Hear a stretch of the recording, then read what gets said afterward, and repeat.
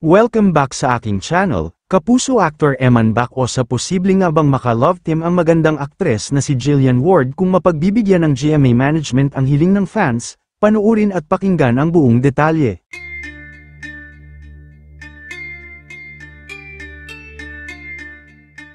Magmula nga ng kumpirmahin ng GMA Network na isa ng kapuso actor si Eman Bac o sa Pacquiao, matapos pumirma ng kontrata sa Sparkle GMA Artist Center, ay maraming fans na ni Eman ang sabik na sa pagkakaroon nito ng unang teleserye, at kung sino nga ba ang maswerteng makaka-love team nito. At mas lalo pang ang naging sabik ang kanyang fans na mapanood na si Eman, nang aminin nito sa Fast Talk na si Jillian Ward ang ultimate crush niya sa showbiz, ay inulan talaga ito ng positibong reaksyon at kinilig ng sobra.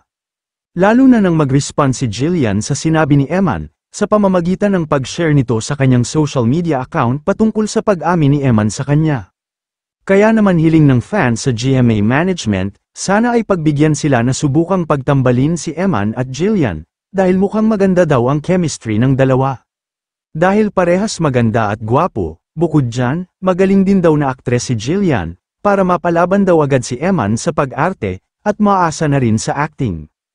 Nakikita kasi ng netizens sa ngayon ay mukhang si Jillian ang fit para kay Eman, paniniwala pa nila na mukhang tatangkilikin talaga ito ng mga fans. Dahil parehas sila ng pananaw sa buhay, ito ay ang tumulong sa kanilang pamilya, at mahalin ang kanilang pamilya, kaya naman talagang bagay na bagay sila kasi parehas sila ng pananaw sa buhay at iisa ang kanilang gusto para sa kanilang mahal sa buhay. Kaya naman, ayon sa komento ng netizens, na sana daw ay mapagbigyan ang kanilang hiling na sana ay mabigyan ng teleserye o pelikula si Eman at Jillian, dahil bagay na bagay daw talaga ang dalawa.